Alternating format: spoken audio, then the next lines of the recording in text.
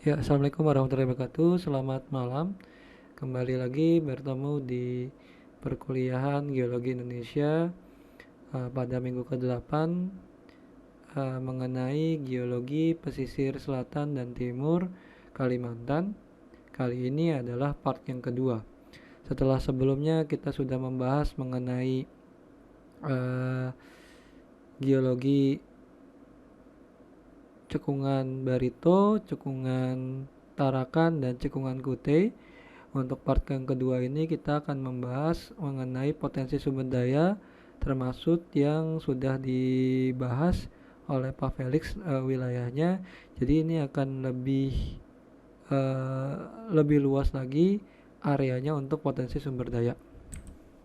Jadi adapun potensi sumber daya ini meliputi dari 6 hal, yaitu potensi hidrokarbon, potensi batu bara, potensi panas bumi, potensi endapan mineral, potensi sumber daya air, dan potensi wisata. Yang pertama adalah potensi hidrokarbon. Yang untuk potensi hidrokarbon sendiri kita akan merujuk ke cekungan sedimen di Indonesia, di mana 3 cekungan yang sebelumnya kita bahas yaitu cekungan Barito, Kute, dan Tarakan ini meliputi dari beberapa tipe, di mana cekungan Barito ini merupakan tipe foreland, makanya dia indikasinya adalah dasarnya adalah basementnya dari kerak benua. Kemudian untuk cekungan Kute atas ini adalah intrakratonic. Sedangkan untuk cekungan Kute dan Tarakan, mengapa kok bisa dia batuan dasarnya adalah dari kerak samudra? Karena ini merupakan produk dari aborted reef, di mana aborted reef ini merupakan hasil atau pembentukan.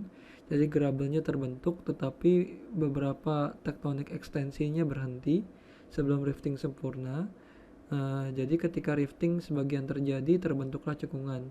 Jika rifting sempurna maka akan menghasilkan kerak samudra di sini. Oke, ini adalah sedimentary basin untuk Indonesia. Kita tahu bahwa di Indonesia bagian barat dominannya adalah cekungan-cekungan yang berumur tersier. Tidak ada atau tidak ditemukan wilayah yang pretersier ke tersier basin yang warna oranye, dan hanya di beberapa lokasi ditemukan cekungan pratersier. Ini adalah beberapa wilayah, dan 3 cekungan yang kita bahas sebelumnya merupakan tipikal yang sudah proven dengan produksi hidrokarbon. Yang selanjutnya adalah potensi shale gas dan CBM, di mana untuk di wilayah Sulawesi di Kalimantan ini kita ada tiga lokasi, di mana di sana ada Barito, ini dominannya adalah oil. Di sana ada formasi Warukin, ada Tanjung. Kemudian juga di Kute ini lebih dominannya di gas, jadi ada kemungkinan dia indikasinya ke shale gas. Sedangkan untuk yang di Tarakan juga mirip dengan yang di Barito, lebih dominannya adalah oil. Adapun untuk di Kalimantan sendiri yang merupakan yang terbesar nomor 2 setelah Sumatera. Ini adalah distribusi dan potensial shale oil dan gas yang ada di Indonesia. Maka kita akan dapatkan beberapa formasi atau beberapa lokasi di dominannya adalah gas, dan ada di bagian selatan ini oil di sana.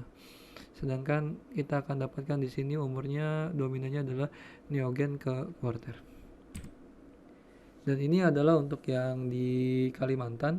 Jadi ini ada di lokasinya di Melawi, Barito, Kute, dan Tarakan Basin, di mana ada indikasi beberapa formasi memiliki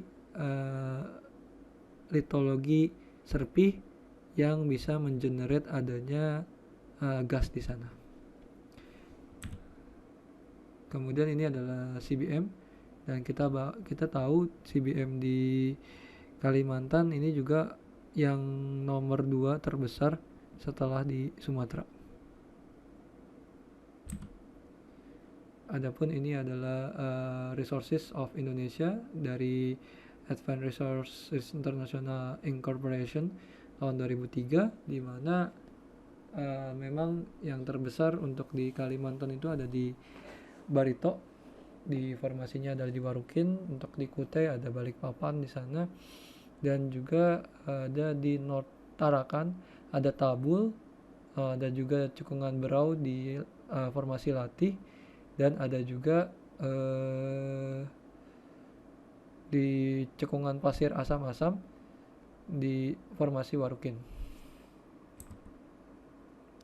Jadi untuk yang di Kalimantan kita menemukan di daerah Pasir, kemudian di Tanah Bumbu, kemudian juga ada di Buana Jaya, Loa Lepu, dan Jangkang di Kalimantan Selatan. Ini adalah Coal Bed Methane Resources. Oke, yang selanjutnya adalah potensi batu bara.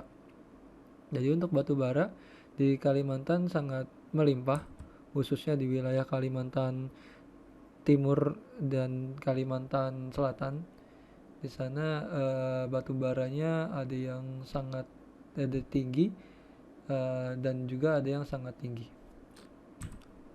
Untuk panas bumi sayangnya memang bukan merupakan wilayah yang dominan vulkanik. Ternyata batuan-batuan vulkaniknya dominannya ada di perbatasan dengan Malaysia, tapi ternyata di bagian Malaysianya ada potensi panas bumi di sana. Tapi apakah memang ada pengaruh juga dari Gunung Kinabalu yang ada di Malaysia, itu juga perlu dicermati di situ. Tapi di sini yang perlu kita garis bawahi, memang untuk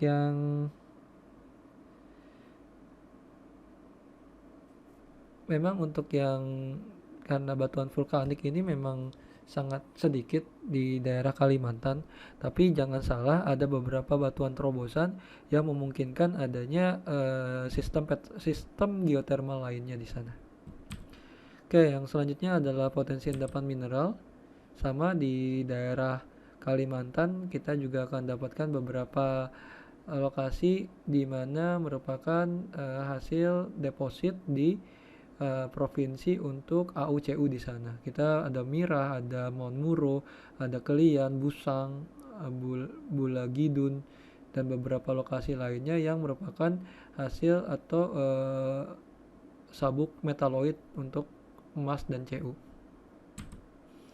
Dan ini adalah distribusinya. Jadi sangat melimpah sekali untuk yang di Kalimantan bagian timur dan selatan. Ini industri sumber daya mineral industrinya ada beberapa seperti pasir kuarsa, kemudian ada kaolin, ada mangan, kemudian ada juga batu mulia, gemstone. Di sana ada tambang mutiara, ada tambang berlian intan di Martapura. Oke, dan kemudian juga ada mineral logam di sana. Dominannya adalah besi. Kemudian juga ada kromit di sana. Dan ini yang cukup agak sedikit membingungkan. Kenapa? Karena Kalimantan bukan merupakan benua tua seperti yang ada di Afrika ataupun di Amerika, di mana memiliki pressure dan temperatur yang sangat tinggi yang memungkinkan diamond atau berlian ini bisa terbentuk. Tapi Kadar Usman dan kawan-kawan di tahun 2005 ini pernah mencoba mempelajari bagaimana keterbentukan intan dan beberapa alternatif yang mungkin sehingga intan dapat terbentuk di wilayah Kalimantan Selatan. Yang pertama teorinya adalah di ultra high pressure atau UHP metamorphic origin. Sumbernya itu dari kompleks Meratus dengan originnya adalah peridotik. Ini berdasarkan dari Persson dan kawan-kawan tahun 95. Sumbernya juga bisa berasal dari Bobaris peridotit.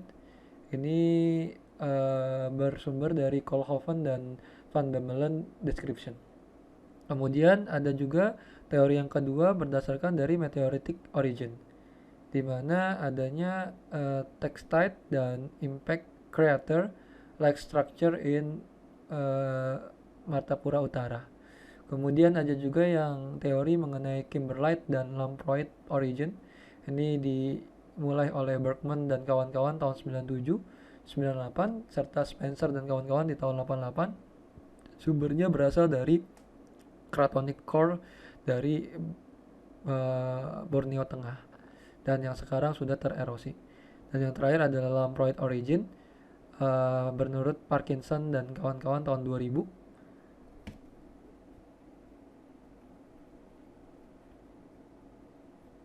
Ini sumbernya dari rifted atau apungan atau pecahan dari fragmen Australia yang mengandung kraton diamond ferrous di sana.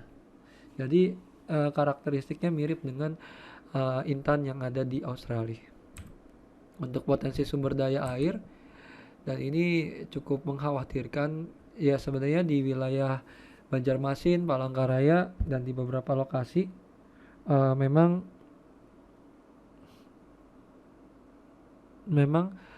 kita akan dapatkan beberapa sumber aquifer dangkal dekat dengan sungai, tetapi ternyata di beberapa lokasi seperti di daerah calon ibu kota baru ini sangat jauh dari sumber air karena merupakan hasil dari indikasi adanya volkanik tersier di bagian dari si Penajam Pasir Utaranya.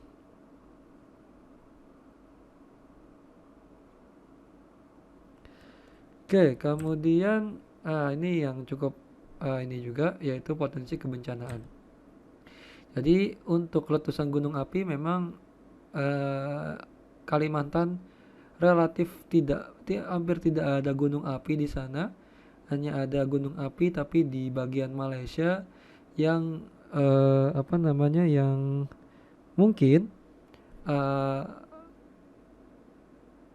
mungkin bisa menghasilkan tadi mengenerate sistem geothermal di sana. Sedangkan untuk yang di Kalimantan cenderung untuk letusan gunung api relatif lebih aman. Untuk potensi gempa bumi ini yang cukup sedikit yang banyak pernah menjadi santer rame, yaitu adanya potensi gempa bumi atau tsunami yang diakibatkan dari sumber lain.